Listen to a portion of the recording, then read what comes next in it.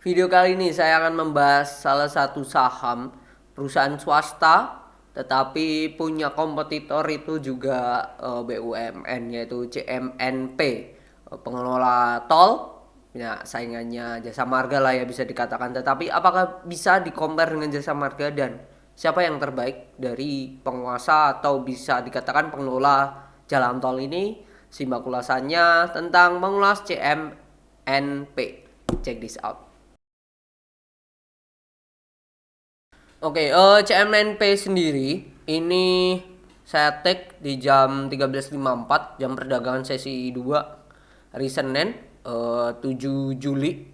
Sorry, 3 Juli, di mana nih perusahaan udah di harga 1750 dan sedang memiliki corporate action. Kalau kita cek, dia punya corporate action tuh waran yang akan berakhir baru di 13 November 2025. Masih lama warannya mereka ya.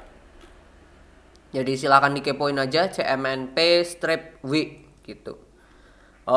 Sekilas ya, ini kuartal satunya mengalami kenaikan. Sebelumnya itu di 2022 itu 206 M. Sekarang kuartal 1 2023 itu naik 253 M.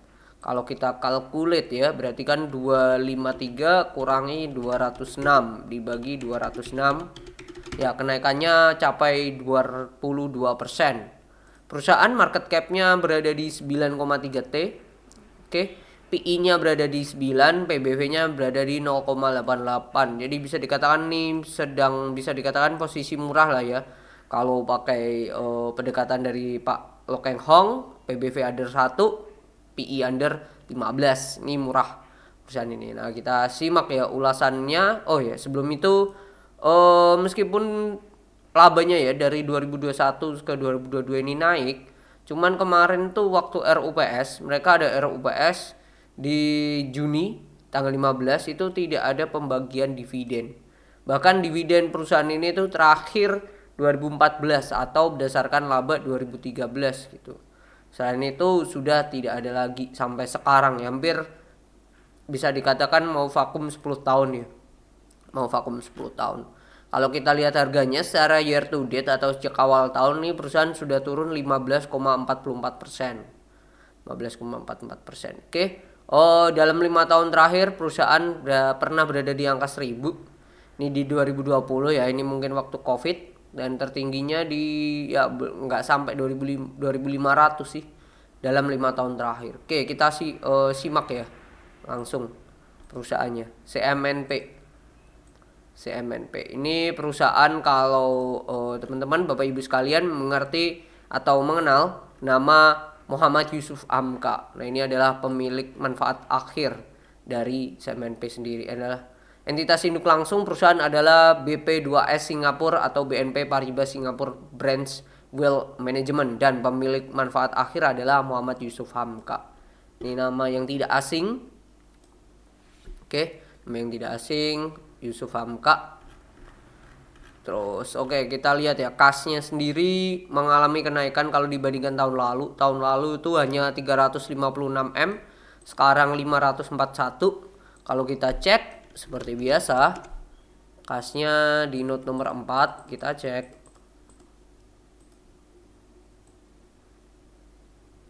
Ini kasnya, kas dalam bentuk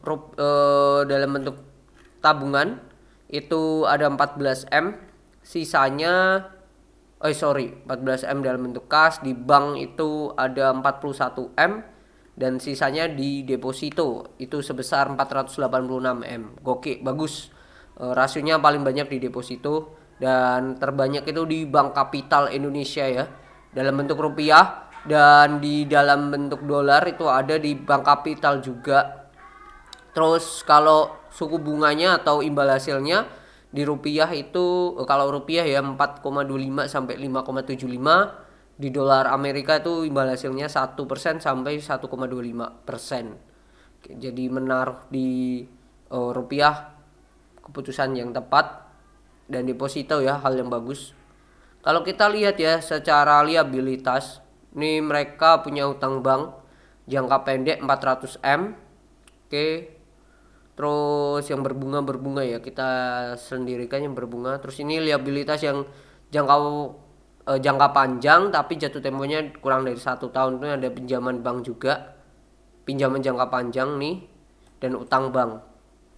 Kalau kita cek ini di note 23, ini tuh yang note 23 ini. Nah, ini pinjaman jangka panjang ini juga ternyata berbunga ya. Imbal hasil suku bunganya kok suku bunga sih? Besarnya bunga 2% sampai 4,82%. Oke, kalau kita hitung total hutangnya, hutang berbunganya jangka pendek itu ada berapa tadi? 409,46,655 ditambah yang ini 53,98761 ditambah utang bank ini 9M. Nah, totalnya ini jangka pendek 415,345,416M. Ya, 415 miliar. Ini kan dalam ribuan. Oke, yang jangka panjang itu masih ada ini pinjaman jangka panjang 7M ditambah utang bank ini 1,9T. Wow, gede banget. Jadi 7504100 ditambah 19337520008.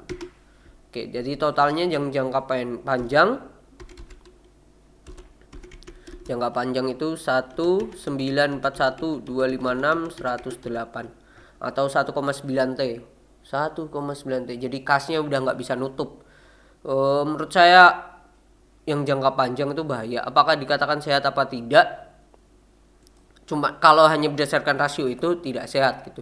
Tetapi kalau lihat bisnisnya ya, ini pembangunan tol pasti butuh duit yang banyak juga. Nah, tetapi ini punya ekuitas yang banyak, ekuitas saldo laba yang belum dicadangkan mereka ada 4,9T. Jadi semua ini masih bisa ke cover dengan ini, dengan saldo laba yang belum dicadangkan 4,9. Gede juga nih, hampir 5 triliun.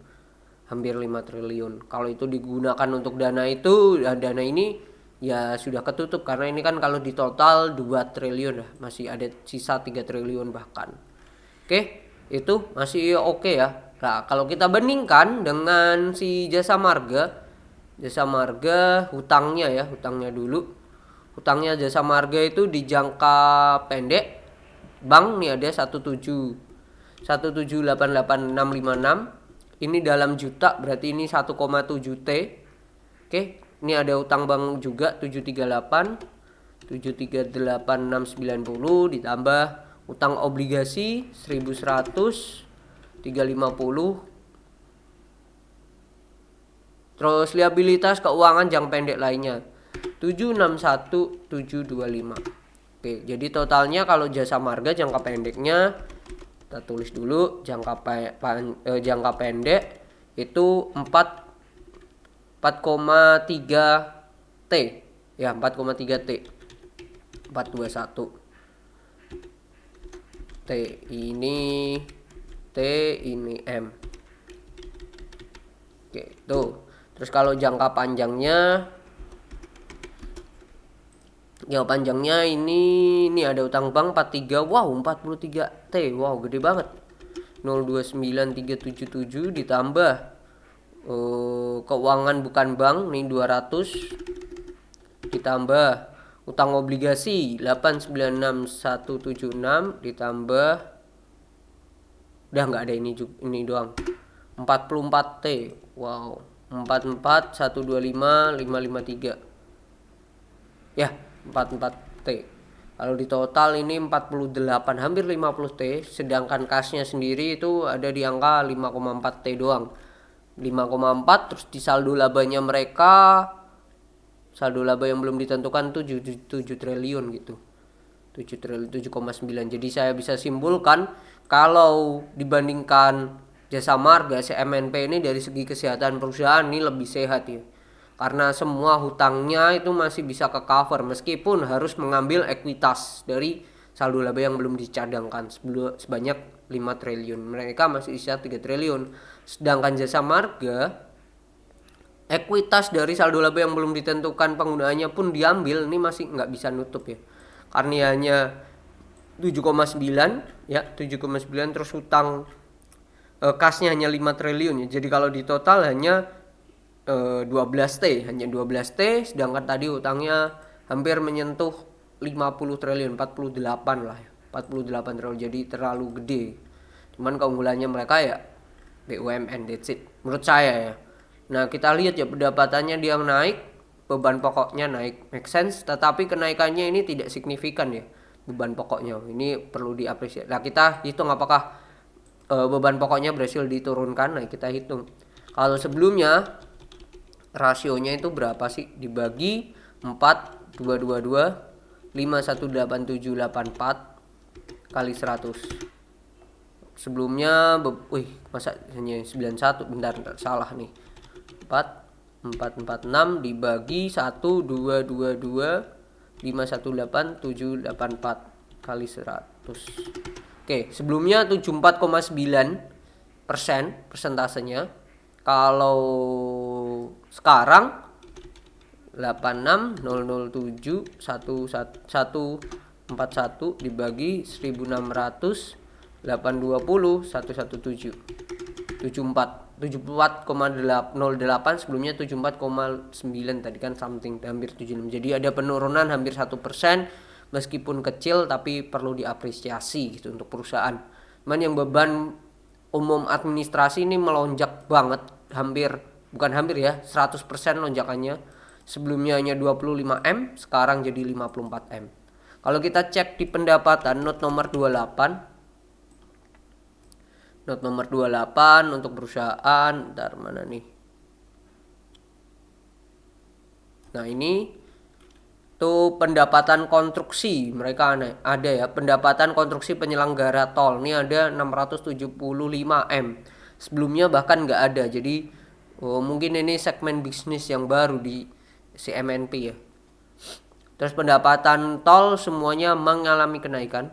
Di tol ruas lingkar dalam kota Jakarta ini 29M, sebelumnya 253. Lalu ruas tol Depok Antasari 79M ya, 79. Lalu ruas tol Simpang Susun Waru Bandara Juanda ini 47M. Lalu ruas tol Soreang Pasir Koja 30M mengalami kenaikan juga, dan ruas tol Cileunyi Sumedang Dawan ini 27M. Semuanya mengalami kenaikan. Hanya yang mengalami penurunan tuh ini. Ya, ini penurunan ini ya drastis banget bahkan, yaitu pendapatan jasa konstruksi. Hanya 233M. Sebelumnya capai 821M. Luar biasa sebelumnya. Ya, ini penurunannya luar biasa sih untuk pendapatan jasa konstruksi. Oke, itu sih. Nah, cuman yang perlu diperhatikan ini, pendapatan konstruksi penyelenggara tol meskipun dia 675 gede banget, tetapi ini jadi beban konstruksi penyelenggara jalan tol juga. Jadi bisa dikatakan nih masuk kantong keluar kantong juga ini. Jadi kita bisa hiraukan ini, aslinya bahwa pendapatan mereka ya nggak sampai 1,6 T ya, mungkin hanya 1 triliun doang gitu. Ini bebannya yang ini gede banget soalnya. Oke, kalau kita cek di arus kas yang masuk perusahaan dari penerima jasa tol dan lain-lain, kas penerimaan ini 472, gak sampai 1 triliun bahkan, ya kan. Nah, itu yang jadi PR tersendiri ya tadi ya, yang 600 sekian tadi yang mengalami kenaikan ternyata gak masuk di kantong juga ternyata gitu. Jadi aslinya pendapatannya yang gak gede-gede amat,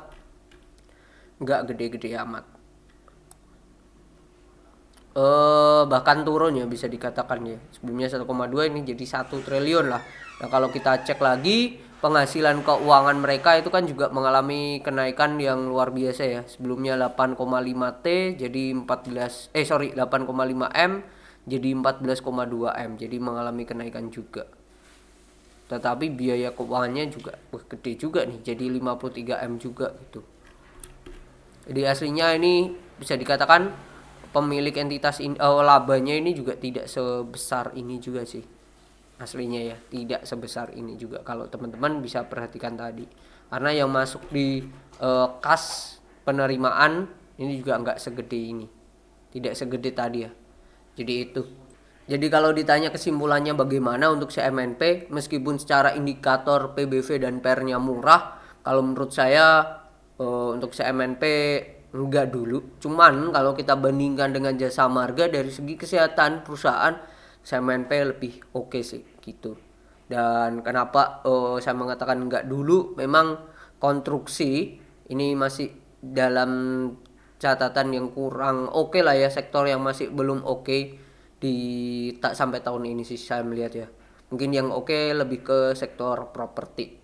Jadi itu meskipun dari indikator sudah murah, tapi kalau mendapatkan CNMP di bawah 1000 itu sangatlah lebih worth it lebih, menurut saya sih. Oke, mungkin itu view saya tentang CNMP. Bagaimana menurut Bapak Ibu dan teman-teman sekalian?